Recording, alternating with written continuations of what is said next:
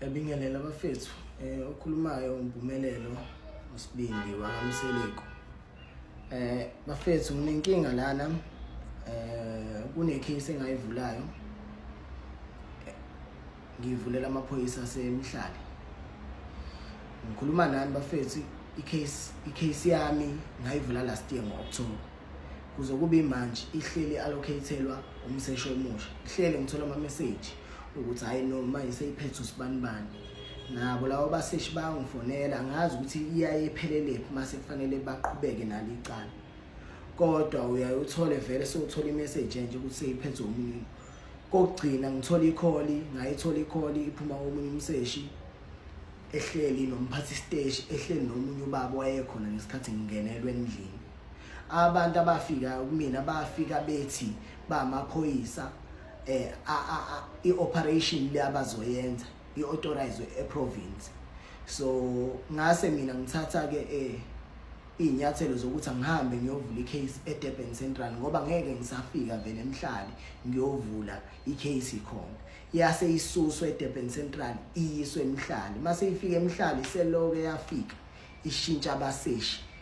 Manje nginenkinga yokuthi bafethu ngicela usizo mayelana nendaba yasemhlali. Amaphoyisa khona angazi ukuthi kwenzakalani but angiyitholi justice khona ngoba nezinto ababengi-accusela zona izinto engingahlangene nazo futhi. Awukwazi ukuthi ungafike uzoqala umuntu onganacala ongakaze avulelwe futhi icala.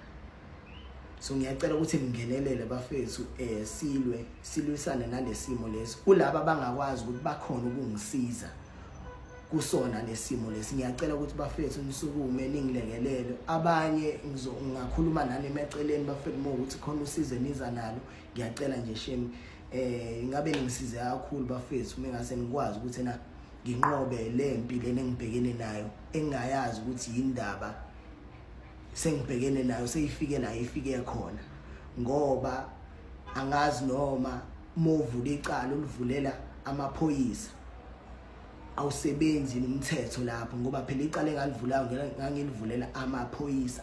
Justice is very hard. It doesn't matter even if you are a celebrity in South Africa. Look what happened to Senzo Meyiwa's case, guys. It has been more than 10 years. The family Yaka Senzo Meyiwa, they are still looking for justice. So South Africa, guys, you are on your own.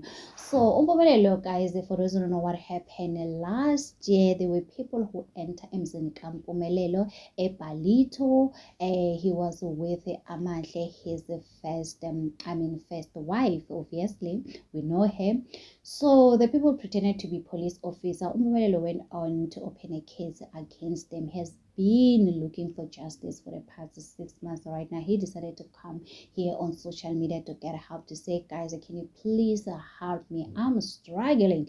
Imagine Musamseleko, guys, in Ganyaka Musamseleko, they have all the connection, they are famous, but it's hard for them to get a justice. Maybe those people wanted money. I don't know, guys, what is going on. You cannot trust anyone, but to get a justice in Musansa, guys, it's a very hard.